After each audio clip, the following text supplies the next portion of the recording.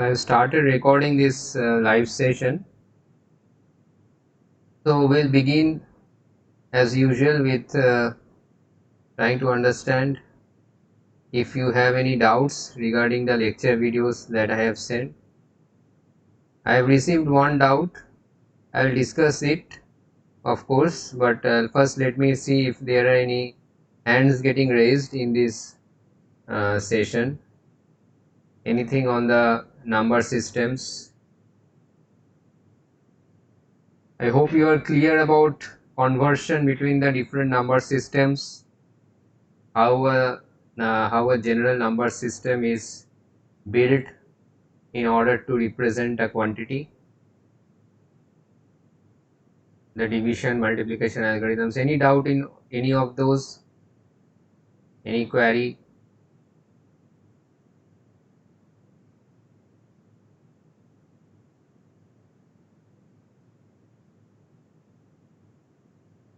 Okay, so I guess there are no hands getting raised. So I will go into the query that is sent to me, and this is actually from the general introduction videos. So the query is like this. So since it is sent to me in a personal chat, I will not reveal the name. So the query is like this. So he is saying that, sir, you talked about attributes in slide 0C. So, sir, did these attributes gained by experience, in-depth search in particular topic, like you saw many movies, so you gained more experience, etc.? Or is it like that we trained our mind to classify things, or we define attributes first in our brain, then it compiles the things? So, as far as I understand what he is trying to, the query is like this. So, when we keep observing something, or when we uh, stay with some particular field of knowledge, like here he is giving the example of movies. So when I see many movies, then I can understand what are the some of the defining attributes by which I can classify a movie from being of a certain level of like filmmaking and cinematography. So those levels I'll be able to understand if I see more and more movies. So the question is this, that whether the brain automatically extracts the features, or do we need to give it some classifying features first, classifying on the basis of which it classifies. So do we need to train it to understand that if you like there is a concept of framing in photography, if someone knows photography. So there are several rules which are already set. So if we know those rules, then we can easily identify them when we see a photograph or we see a frame in a movie. So when we see that the rules are getting followed, we also appreciate the beauty of those frames because that rule has been followed. So if we know the rule actually, so the answer here is basically both are true. So if you train the mind, if you train your brain to know which are the features to observe, then it will observe those features and appreciate those features as it observes the particular thing. Like here, if you know the different rules of framing and you observe them in a particular photograph, then you appreciate that these rules are actually making the photograph beautiful, appealing. All those characteristics are coming out of that photograph.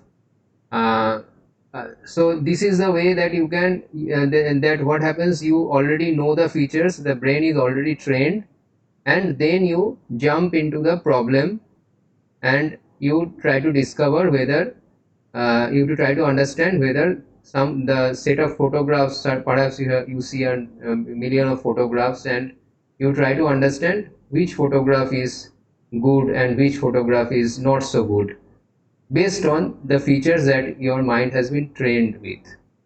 However, if the mind is not trained with this particular rules of framing, but then I keep on seeing a lot of photographs I keep on seeing, then also it automatically somehow intuitively understands which of the photos are having which of the photos are appealing, which of the photos make a pleasant like present representation of the image.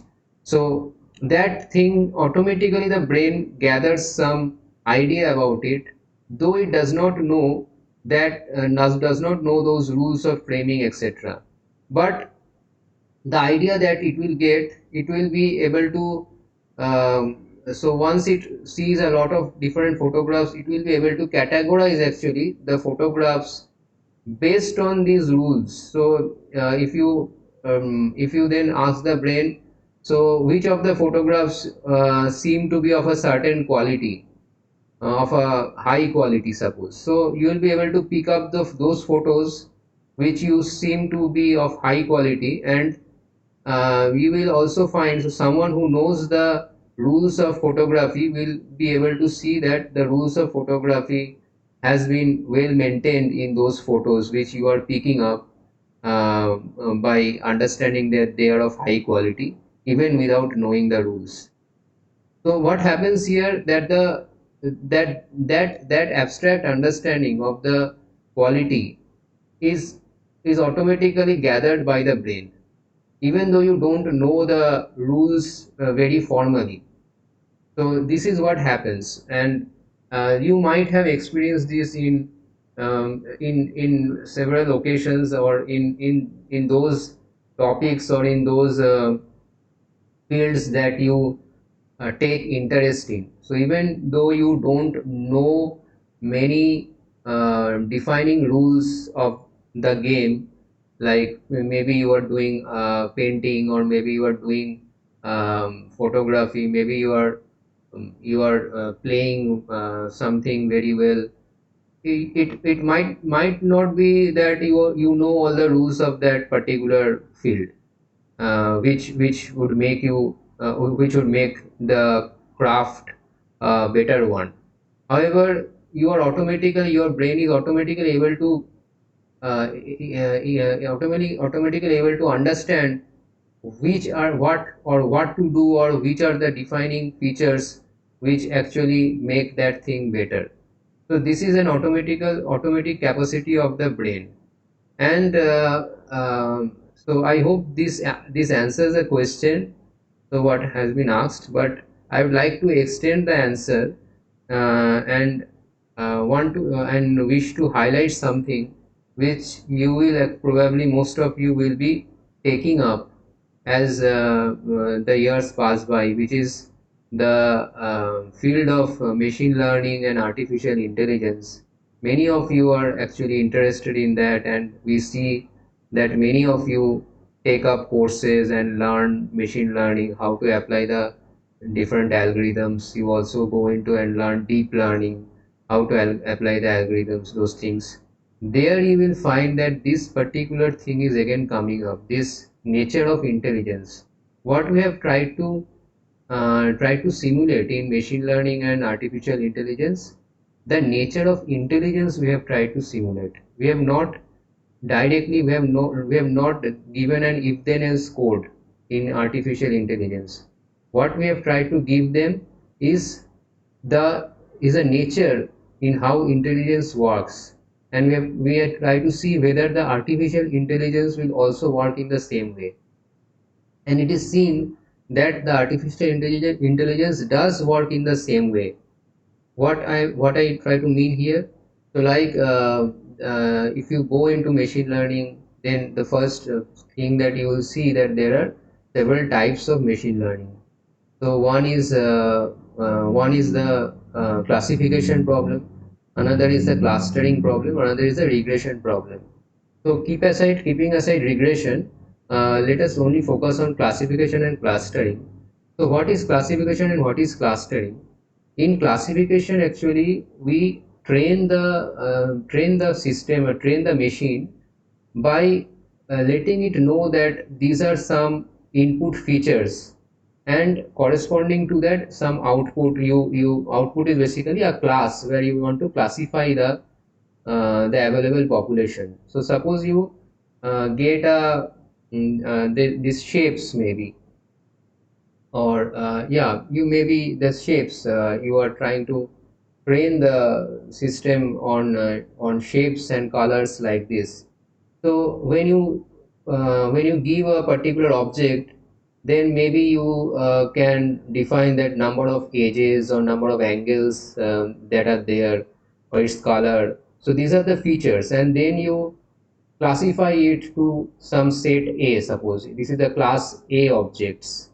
Then you give another set of features and classify it as class B object. So this is training. Then there actually we are giving the input features and also telling the machine which class this particular object belongs. Now after going through a lot of training objects or training samples, the machine understands. So here the machine learns by when we give it the features beforehand. So it machine learns the features, learns to recognize the features by and when we already supply the machine with the features, and that becomes a classification problem. So next time when the after the machine gets trained, it is given a certain any object, it is given, it will be able to classify it based on its prior experience on the same features. Okay, so that is what happens in classification problem in machine learning.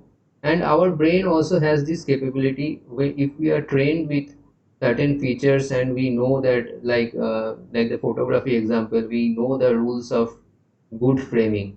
So we are able to see that rule getting implemented in a particular photo or getting violated in a particular photo. We can observe that rule and then classify it. However, there is another problem, which is the clustering problem. In the clustering problem, the machine is not told about the features. It is only given the given a population of objects, and from there it looks at the objects, so many objects it looks, and it identifies that this particular set of objects are similar in some way, and another set of objects are similar in some way. So this similarity it identifies automatically. So this is the clustering problem, and then it segregates them into different clusters. Now if you run the machine learning once more, then you may find that the clusters become a bit different, because the machine may again try to identify that a cluster of objects in certain different understanding in certain different features from that say population of objects. Same thing happens to us when we are untrained about a certain field, but we receive a lot of information or a lot of samples we observe, a lot of objects we observe in that particular field. Like the movies or photograph example is easier for me to make you understand this. So maybe the photographs, you are seeing a lot of photographs. So when we want to learn photography, we have to see a lot of photographs. So whatever we want to learn, you might have been told about this before also. And this is more important for arts and crafts basically. If you want to learn some arts, be it painting, sketching, photography, whatever, you have to actually see a lot of them. Whatever has been done by great artists in that field, you have to observe them. You have to observe them a lot, and no one will basically tell you the defining features, and some defining features might be told to you, but all cannot be told basically, because there may be certain hidden features which no one knows. But if you keep on observing, that intuition would be developed, and you would be able to automatically cluster these cluster the objects into classes, into clusters, and you would be able to identify that this is the cluster which is the top grade cluster. So whatever then work that you will try to produce, would you would try to match it with that top grade cluster and not the other clusters. So this is what happens in our brain also. This is the way that intelligence works. So even the artificial intelligence works in that way. And then in the deep learning, you will see that in deep learning we don't need to give the features to the we don't need to give the features to the machine in order for it to do the classification problem. The machine identifies the features by itself, but we have to give a lot of samples in order the machine learning can do that. So that is what happens to us also. If we look at a lot of photographs, we will gain an understanding of the photographs, of how the photographs are, the which are the good ones and which are the bad ones. We will be able to classify them. Same happens for movies. As you see a lot of movies, then you would be able to understand, you would be able to appreciate which are the good quality movies, which are not the good quality movies, what makes it good qualities, that also you will be able to appreciate. So that is one question that was asked. Another question, there was two questions actually. So in regard to this answer that I provided, is there any follow-up questions from anyone? Then it can be covered in the same go. Okay. So the other question is basically this. Sir, what I understand is that abstraction process starts from physical objects. So question is that suppose there is no physical object except us, around us. So now there any abstraction process in our mind which can further create physical manifestations? So this question is not very well formed actually, because it happens. Don't worry about it. So when we are trying to ask some questions in certain fields which we are not very well known of, then also we are not able to frame the question very appropriately.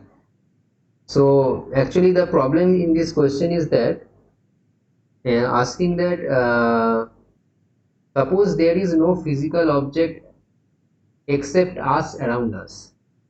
So if you consider this case that only we are here and nothing else is there, even then there is a physical object around us which is us.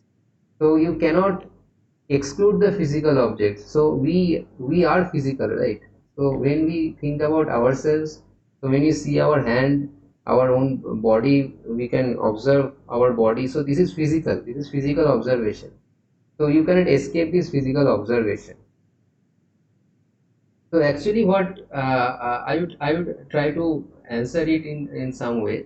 So probably what he wanted to ask is this, that if there is nothing physical around us, so then actually there is a question of what is that I that you are talking about when you don't have anything physical to represent that I. So when we think about ourselves, when we think about I, so when you talk about I and all those things, so you are thinking about this entire body, right? What the body you are having. So when you are thinking about that body, you are thinking about something physical. So that is basically like the I that is getting manifested through this physical entire body structure. So your I is that separate from your body? So this sort of questions would actually come first in order to understand the answer of this question. This question actually would help us to go very deep down in these philosophical discussions. So I would love to do that, but I think there is another question that has come. So let me just check whether it is a question or not, and then I will talk about it. Anchit has asked this: what is the reason for the Hamming code parity algorithm as the way it is? So the reason has also already been talked about when we were discussing the Hamming code. So in the Hamming code, 1 minute.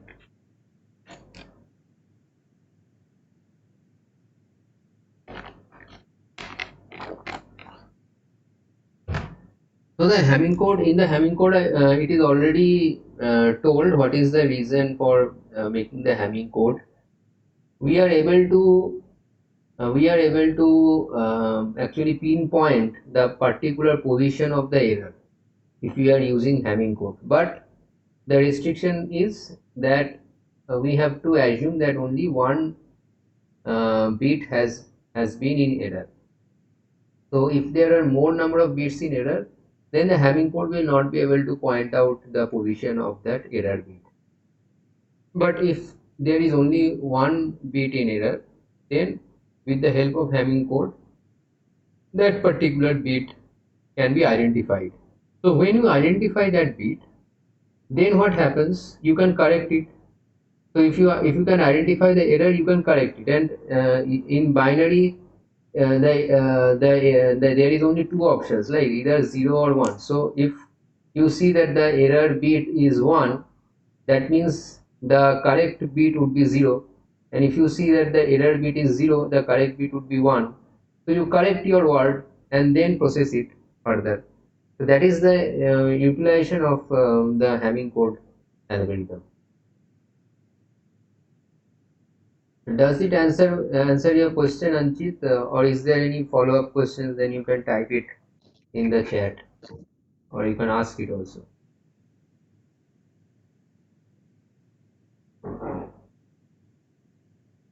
Okay, I guess that this satisfies his query. Okay, he said he got it. Fine. Okay, so let me talk about that question and about abstractions getting out of physical objects or physical objects coming out of abstractions. This is basically, I guess, the question that he tried to frame. So which comes first? Does the physical objects come first and then we gather the abstraction out of the physical objects, or the abstraction is already there and then the physical objects manifest in order to manifest that abstraction?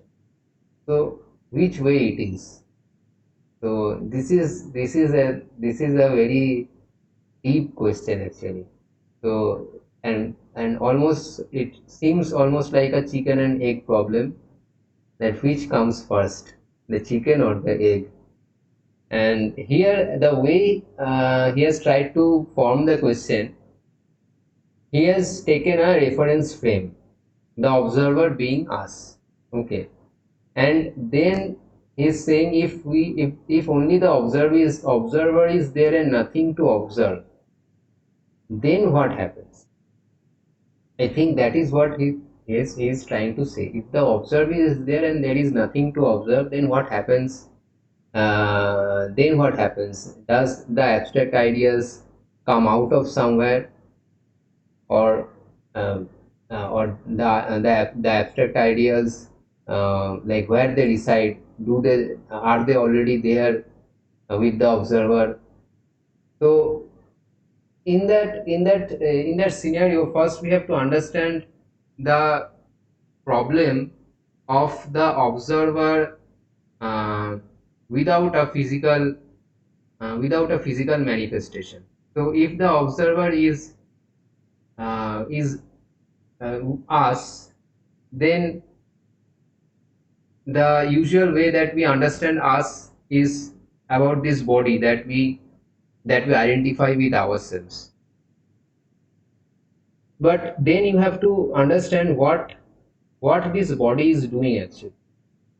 This body can basically sense the surroundings.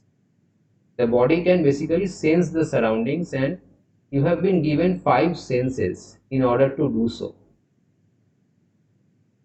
If your body is interacting with the outside world through some part of the body which does not have these five senses, then would you be aware of that interaction? There are certain parts of our body which does not have any senses. I hope you know a few of them, like our hairs. Our hairs does not have any sense of its own, but if you pull it, of course, the skin gets a sensation. Our nails does not have the sense of their own, okay, but if you press them hard, then a sense will come because it will press the muscle beneath it. So there are certain parts of our body, very small parts, and which actually does not have any senses, but most of our body are having the senses. One of the five senses we are able to utilize in order to interact with the external world. So we are observing, we are always observing with the help of these five senses. We are always observing with the help of these five senses. These five senses are the gateway of observation of the physical world. Whatever is observable with the five senses is the physical world. That is the definition of the physical world. Whatever is not observable by the five senses is not in the physical world. However, it is not like many of us are trained in this way, that whatever you cannot observe is not truth, or only truth can be observed, but these sort of things are told, but it is not so. Observable world is a definite set of the universe, of the entire existence. This universe what we see is the observable part of that existence, that we can observe with the help of our five senses. And for us, if we fix the observer as ourselves, then there is no other way that we can observe this universe. You can counter me with this question, that we know that our eyes see only the visible part of the light, but there is also, we can also do X-ray and then understand what is the internal structure of something. But what we actually do, we do an X-ray, but we take a photograph of that X-ray. We look at the photograph, and that photograph we are able to see again with the help of the visible range of light. We are unable to see the reflection. We are unable to see the reflection of the UV rays directly. Directly we can do that. Similarly, like thermal imaging, etc., those help we can take, but what ultimately we see, we ultimately see visible range of the visible spectrum of the light, that only we see. With the help of that we do the observation. So our observation capacity is limited in some way. So our ears have a certain frequency which we can hear. Our eyes have a certain frequency which we can see. Our skin and our they can sense heat. I don't know what frequency range is there or not, but if you increase your heat, then of course you will get burnt, and you will your entire body will suffer, and you will die probably. So there is no point in going into that. So your tongue is there to taste, your nose is there to smell. So these are the various ways in which we observe our physical world. So whatever we are able to observe is forms the observable set. However, when we are doing the abstractions, when we are making the abstractions out of this observable world, we are utilizing another faculty within ourselves, which is not part of our physical body. We are using the faculty of our mind, of our intelligence, in order to extract the abstractions. So the faculty of intelligence is not of the body, but something beyond the body. You will not be able to sense the faculty of intelligence in others in a direct way, as we sense other people by seeing them, by hearing them, by touching them. In that manner, you will not be able to sense the faculty of intelligence from them. But if you are intelligent enough, you will be able to understand the intelligence level of the other person. So this communication, this interaction happens at a certain other level, which is not in the physical observable world. That is a faculty of ourselves. So in this way, we can try to figure out what we understand when we say I, so us or the observer, which is me. So try to what I try to understand uh, by talking about that observer. What are you trying to talk about? Are you trying to talk about the five senses? Then the answer is you have to have physical objects around you. Otherwise, these five senses are will not be able to interact with anything, and you will not gain any information. So no information will come to you from the outside world if there are no physical objects around you. Okay, but then if you can see yourselves, like we can see ourselves, then even then if nothing is there, then this hand becomes a physical object which we can see. Okay, supposing that light is there, so this hand becomes a physical object which you can see. With another hand, I can touch this hand. So that means that we are comprised of physical objects. So this body is made of the physical objects, so which we can observe. So even then, the faculty of intelligence will start working, because it is observing a physical object. We are observing a physical object, and from that it will try to extract abstract information. It will try to extract. That is what our intelligence does. So if you have a brain which is empowered with the intelligence, it will do this thing automatically. So that organism or the observer that we are talking about must have that power of intelligence in some level. So even an insect can have some intelligence, depending on and its level of intelligence will always be much restricted, but it is also able to recognize which flowers to sit on, which flowers not to sit on. It knows. So that knowing, that knowledge is intelligence, nothing else. That knowledge is intelligence.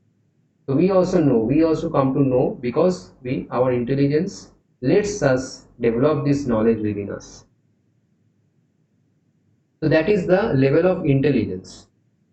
But beyond the level of intelligence is also something, and that is what you would try to call as I. When we try to call something as I, the sense of I is not the sense of the body, it is not the sense of intelligence, but the sense of that which possesses this intelligence and possesses this body.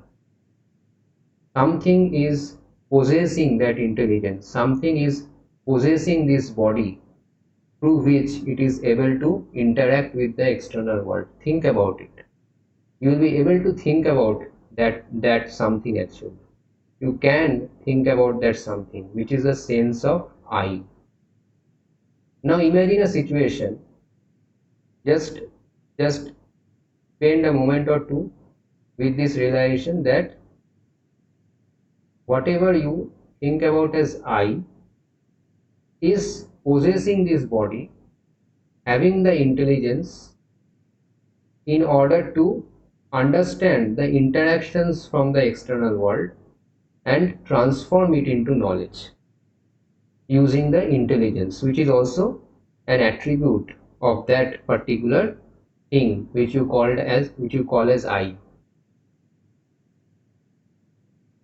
Now you do a mind experiment.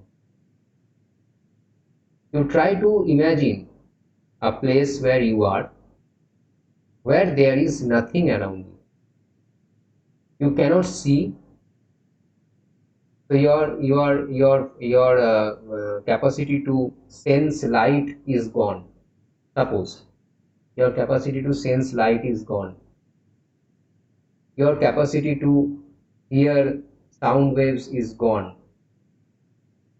Your capacity to feel the sensations on your body, this is gone. Your skin is not working. Because one by one, all your sense organs are not working. Then you ask the question, would you still have the sense of I or not have it? And this is a very tricky question. There is probably no right answer or wrong answer at this stage. So if none of our sense organs are working, then am I still there? The sense of I, is it still there? Is intelligence still there? Intelligence will probably not be there, because intelligence comes into picture only when we need to transform information to knowledge. So when there is no information, that intelligence is probably not there. I don't have a ready answer to this. I am also guessing. I am trying to do the best guess here. But what I feel that the sense of I would probably still be there, because this this is actually uh, this is almost as an experience one can have when one sits in meditation and does not do anything, just sits and not try to think anything. When their mind goes blank, it's true that there is still his sense organs are working, but what is the purpose of meditation is basically try to take your sense organs inwards from the outside world. So with practice, this one is able to do that. So you are unable to hear the external world after some time. You are of course shutting your eyes, so you are not seeing anything. Then slowly you will not start feeling anything. So these things will happen, but still there is a sense of I there. It will be there. It is not thinking anything, it is not judging anything, so the intelligence is not working, but still the sense of I would be there. This is the experience of many meditators. I am not so experienced, or I cannot go myself so deep down in meditation, but the level till which I have reached, I have been able to experience the sense of I to a certain degree without the influence of the other sense organs coming into picture. But those people who are able to go deep down into meditation, their experience, they say that they can still experience, but not through the five sense organs, but there is still an experience of being the observer.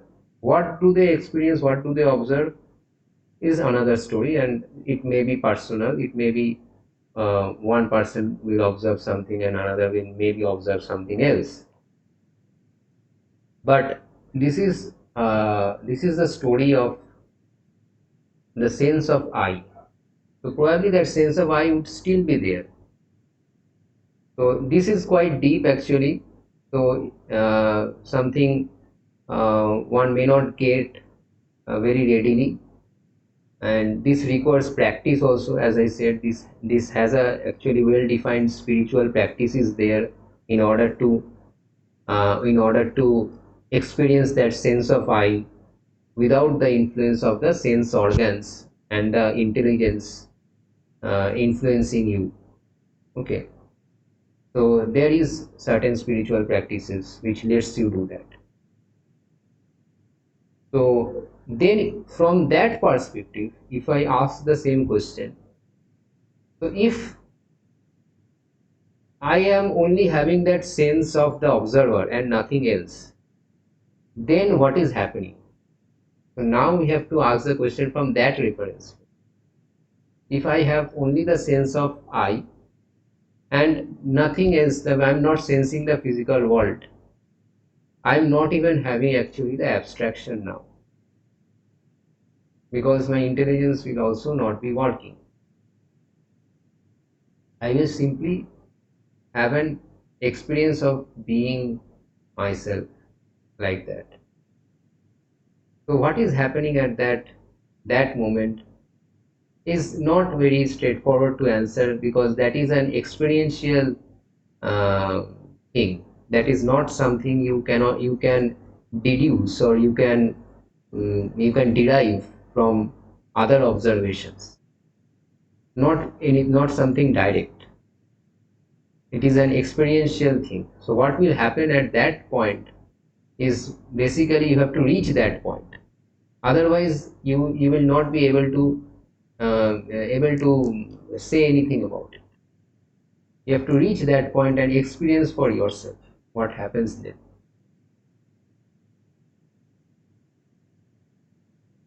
However, something has been told about it.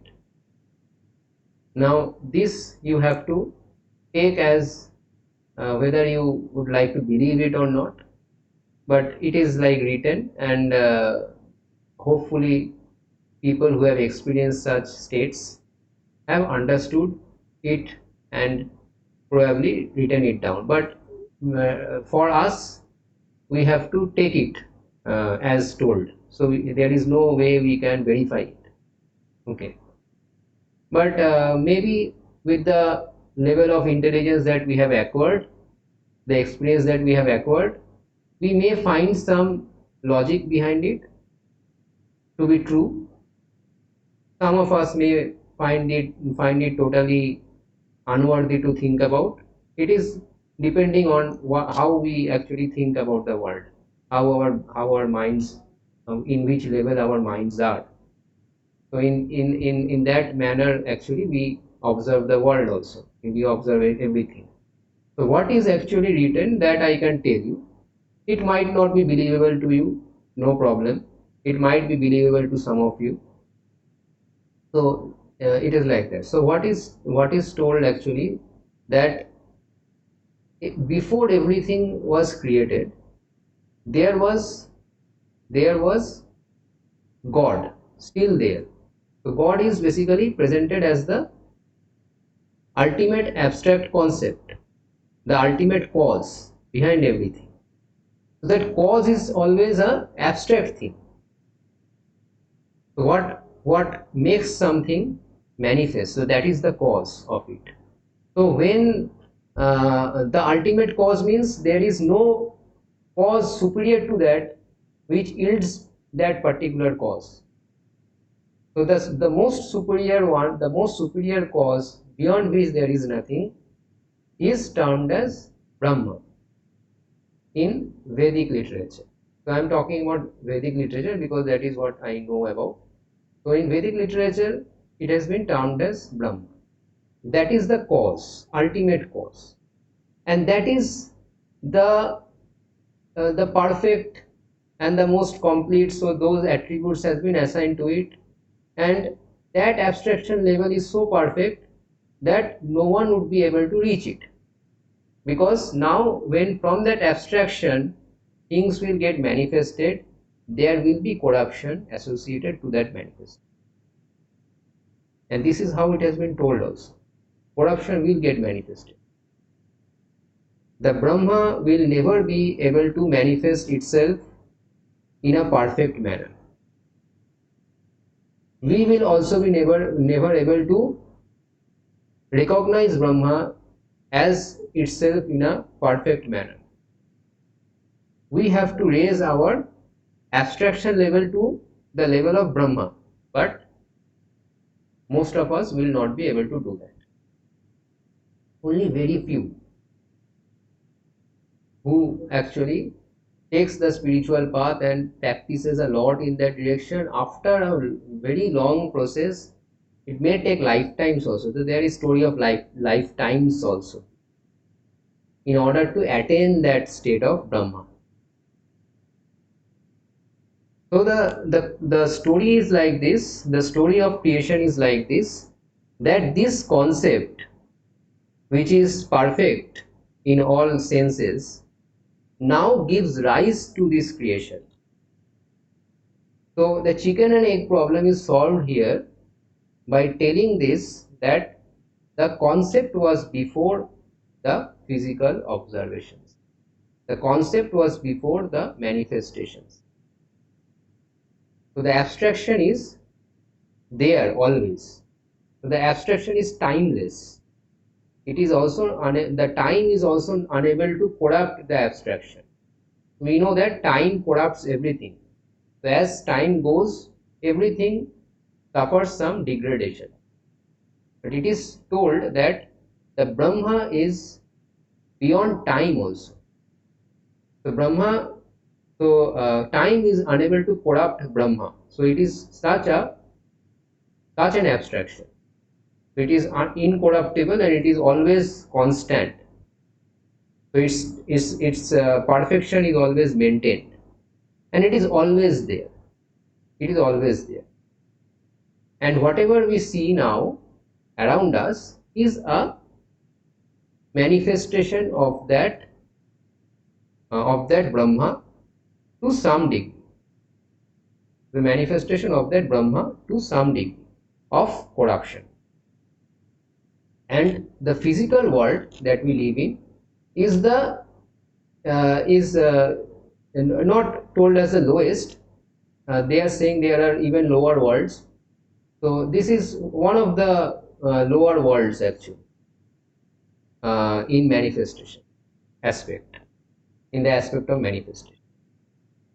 So this is how it has been told in the Vedic literature. Now it is up to us to believe it or not, but and it depends on our level of intelligence and understanding. So there is no right or wrong here, and there is nothing to fight here also. So whether one believes it or not believes, there should not be any fight between them. It only depends on our own level of intelligence, how much we can actually gather knowledge from the information provided around us. So people have been trying to do this only. Nowadays scientists are trying to do that only. They are having this information around us. The entire world, entire universe is an information. They are trying to extract the knowledge behind that information, trying to extract the abstract knowledge. The Vedic rishis and those, they have also studied the physical world as they have seen, and they have extracted knowledge in this manner.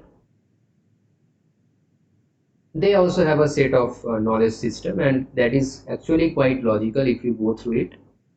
But there is also some terms and conditions associated to that knowledge system. Actually, they also require you to be in a certain way in order to receive that knowledge.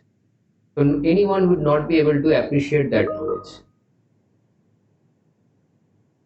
That is what is also told in the Vedic literatures. Deep Jyoti is it in chat? Sir, in science it is said more than 70% of matter is termed as dark energy or dark matter. Is this science way of providing an abstract concept? Okay, maybe, I don't know. Dark energy, these things, I don't know if they are still validated or not. Sometimes I read articles where they are saying that dark energy is still not proved or something like that, but then also other articles are there where they are saying that dark energy has to be there um, in order to balance the equation, something like that.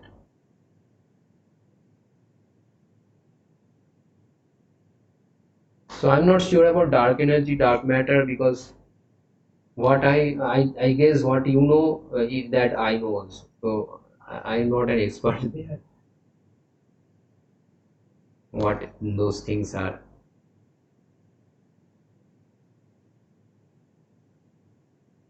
But I think scientists are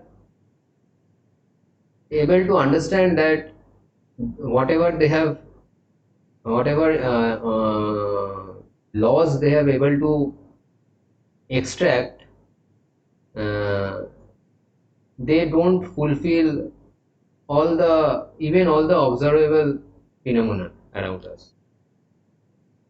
So there are more to it, and perhaps some people also say that perhaps we have to go beyond the observable world and extract something from there.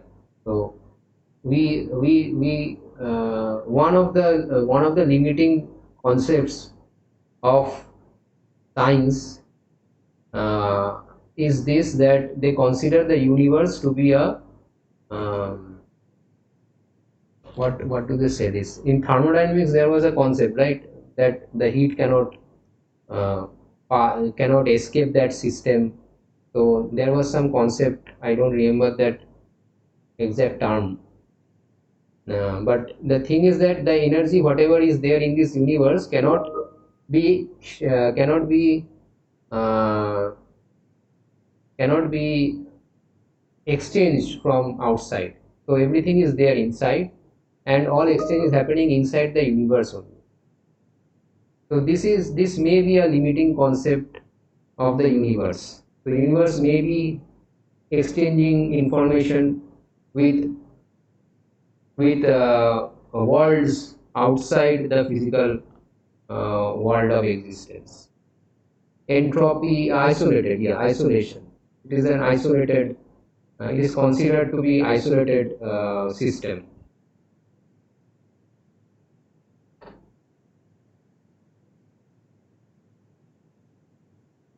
So, is there anything which you will want to ask regarding what I was trying to discuss? So, like these discussions actually can go on and go on if there is interesting people are interested in this sort of discussions, and there would be, if there are further questions, you think about it. If there are further questions, you can ask me, and if we have time, we can discuss on those questions later on also.